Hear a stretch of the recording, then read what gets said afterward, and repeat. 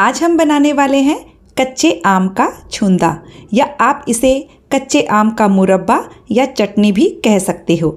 इसे हम कम सामान में बहुत ही झटपट से बनाकर तैयार करेंगे, जिसे आप 1 साल के लिए स्टोर कर सकते हो। पूरी पराठा थेपला के साथ सर्व कीजिए, ये बहुत ही ज़्यादा टेस्टी लगता है। नमस्ते दोस्तों, स्वागत है आपका श्याम रसोई में। तो चलिए शुरू करते हैं बनाना। कच्चे आम का छुंदा बनाने के लिए मैंने यहाँ पर एक राजापुरी कैरी ली है। ये आधा किलो की है, बहुत बड़ी कैरी है। आप छुंदा बनाने के लिए किसी भी तरह की कैरी का इस्तेमाल कर सकते हो। इसे हमने अच्छे से धोकर सूखे कपड़े से पोंछ लिया है। इस पर बिल्कुल भी पानी नहीं रहना चाहिए। अब हम इसके ऊपर का पार्ट कट कर देंगे और इसे छील कर तैयार कर लेंगे। आप छुंदा बनाने के लिए तोतापुरी कैरी का इस्तेमाल भी कर सकते हो। तोतापुरी कैरी कम खट्टी आती है, राजापुरी उसके मुकाबले ज़्यादा खट्टी आती है। अब हमने यहाँ पर इस तरह का एक ग्रेटर लिया है, तो हम इस कैरी को इस तरह से ग्रेट करके तैयार कर लेंगे। आप चाहें तो बड़े वाले ग्रेटर से भी ग्रेट कर सकते हो, लेकिन इस तरह के लच्छे बिल्कुल परफेक्ट हैं। कैरी अंदर से बिल्कुल सफ़ेद होनी चाहिए, पीली नहीं होनी चाहिए। तो हमने सारी कैरी को अच्छे से कद्दूकस करके तैयार कर लिया है और अब हम इसमें मसाले डालेंगे। मसाले इसमें बहुत ही कम जाते हैं। हमने यहाँ पर आधा छोटा चम्मच हल्दी पाउडर लिया है और 1 छोटा चम्मच नमक लिया है। ये सादा वाला ही नमक है, मैंने पिंक सॉल्ट का इस्तेमाल किया है। और अब हम नमक और हल्दी को अच्छे से हाथों की सहायता से मिक्स कर देंगे। हाथ आपके एकदम सूखे और साफ़ होने चाहिए। हाथों से हल्दी नमक बहुत अच्छे से मिक्स हो जाएंगे। और ये लीजिए, हल्दी नमक बढ़िया से मिक्स हो गए हैं। अब हम इसमें चीनी डालेंगे। तो हमने आधा किलो राजापुरी कैरी ली है, इसमें हम 600 ग्राम चीनी डालेंगे। मैंने चीनी को पीस कर लिया है ताकि ये जल्दी से मिक्स हो जाए। चीनी की मात्रा कैरी पर डिपेंड रहती है।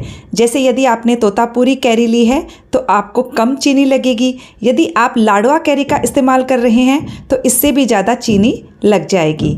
तो चीनी को हम अच्छे से मिक्स कर लेंगे।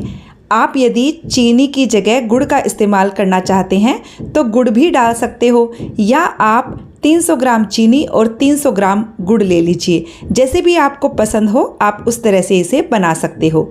तो हम चीनी के पाउडर को थोड़ा थोड़ा करके डालेंगे और इसे हाथों की सहायता से मिक्स करते जाएंगे। आप चाहें तो साबुत चीनी भी डाल सकते हो, पर चीनी का पाउडर डालने से ये फटाफट से कैरी के साथ मिक्स हो जाएगी। तो थोड़ी थोड़ी करके डालिएगा ताकि मिक्स करना आसान हो जाए। चीनी अच्छे से मिक्स हो गई है। अब हम इसे ढक कर केवल 5 मिनट के लिए रख देंगे ताकि चीनी और अच्छे से मेल्ट हो जाएगी। हम इसे इंस्टेंट तरीके से बना रहे हैं तो इसे 5 मिनट के बाद गैस पर पकाएंगे। यदि हम पारंपरिक तरीके से बनाएं तो हमें लगभग 8 से 10 दिन इसे धूप में रखना होता है।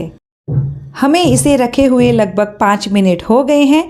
चीनी और अच्छे से मेल्ट हो गई है। तो चलिए अब हम इसे पका लेते हैं। इसे पकाने के लिए मैंने एक भारी तले की कढ़ाई ली है। तो सारा मिक्सचर कढ़ाई में डाल दीजिए। गैस की फ्लेम को मीडियम कर दीजिए।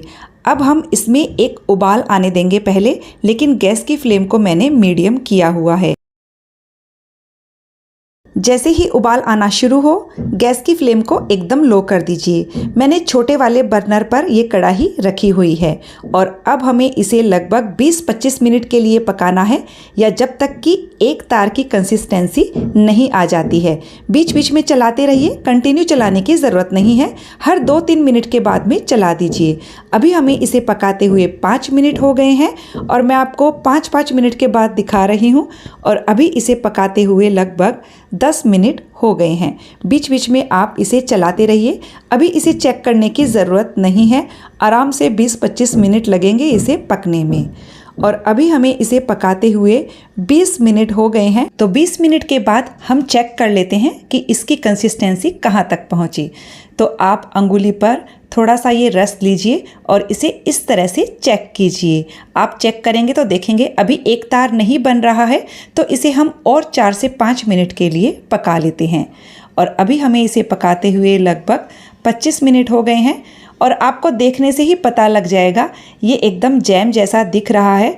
तो हम इसे चेक कर लेते हैं अभी गैस की फ्लेम को एकदम लो करके हमने इसे पकाया है, इस बात का ध्यान रखिएगा, और छोटे बर्नर पर पकाया है। तो अभी हम चेक करते हैं, तो इसमें एक तार की कंसिस्टेंसी बन रही है। तो इस वक्त आप गैस की फ्लेम को बंद कर दीजिए। ये बिल्कुल तैयार हो चुका है और इसे ठंडा होने के लिए रख देंगे। मैंने इसे गैस से नीचे उतार लिया है और अब हम इसमें बाकी 1-2 मसाले और हैं, उन्हें भी मिला देते हैं। तो हमने यहाँ पर लगभग 1.5 चम्मच भरकर कश्मीरी लाल मिर्च का पाउडर लिया है। कश्मीरी लाल मिर्च डालने से छुंदा का कलर बहुत ही अच्छा आता है। साथ ही मैंने यहाँ आधा चम्मच भुने हुए जीरे का पाउडर लिया है। जीरे को मैंने तवे पर भून लिया और मिक्सर में इसे दरदरा सा पीस लिया था, वही पाउडर का इस्तेमाल किया है। अच्छे से इन्हें मिक्स कर देंगे और ये हमारा आम का छुंदा बनकर बिल्कुल तैयार हो चुका है। आप चाहें तो इसमें आधा छोटा चम्मच गरम मसाला भी डाल सकते हो। मैं यहाँ 2 पिंच के करीब इलायची का पाउडर डाल रही हूँ। इसे डालना बिल्कुल ऑप्शनल है, आपको इसका फ्लेवर अच्छा लगे तो डालिए, वरना स्किप कर सकते हो। इसे भी हम मिक्स कर देंगे। तो छुंदा बनाते टाइम हमें ध्यान रखना है, एक तार की कंसिस्टेंसी तक इसे हमें पका लेना है। एक तार होने का मतलब है कि कैरी में बिल्कुल भी पानी नहीं है। आप इस छुंदे को एकदम साफ सुथरी सूखी बरनी में भरकर साल भर के लिए रख सकते हो और आपको इसे फ्रिज में रखने की ज़रूरत नहीं है। आप इसे पूरी, पराठा, थेपला किसी के भी साथ सर्व कीजिए। ये बहुत ही ज़्यादा टेस्टी बनकर तैयार हुआ है।